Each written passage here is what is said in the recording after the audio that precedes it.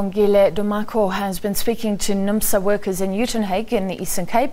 They are metal workers, and of course that's where many of the car manufacturers have based their operations. Abongile, good afternoon to you. What are workers saying on the ground?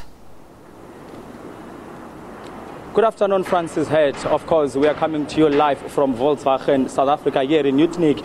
We've been here since the early hours of this morning just to get a sense of what are people saying on the ground. Well, on arrival here this morning, we could get a sense that they are actually aware of what is happening in Braamfontein this afternoon in as far as the CEC meeting is concerned. But there is a lot of reluctance in as far as them coming forward to us, talking to us as the media as to how they feel, in fear of the fact that they don't want to preempt the result or rather the outcomes of today's meeting.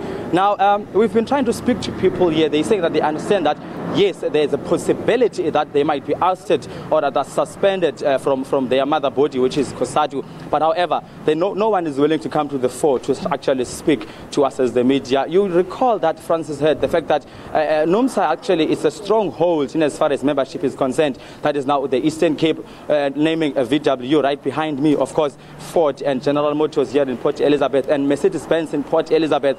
So whatever the outcome might be in as far as the CEC meeting is concerned will heavily affect the people on the ground. But however, we spoke as well to the management, the regional management of NUMSA here in the Nelson Mandela Bay region. They actually are emphasizing the fact that should they be expelled from COSATU, they will continue on their own as the union. They'll actually make sure that they mobilize more people to make the point that they educate them about the reasons behind them being suspended from COSATU. We remain sort of unaware what might come out of the meeting right up in Braamfontein at the COSATU house. But however, on the ground, there's a lot of anxiety in as far as what will actually come out of that CEC meeting this afternoon, Francis. So Abongile, a lot of anxiety, and it sounds like there's actually a high awareness of what is going on, not only among the shop stewards, but among ordinary NUMSA members. Do you agree with that?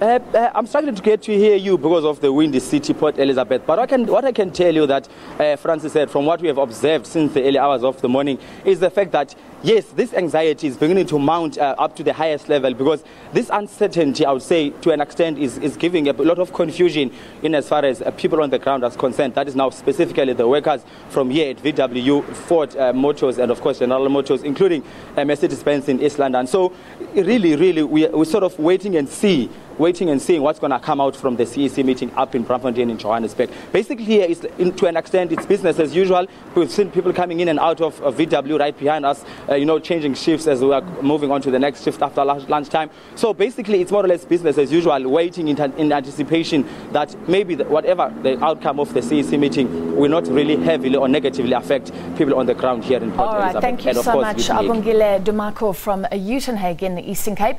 Let's cross to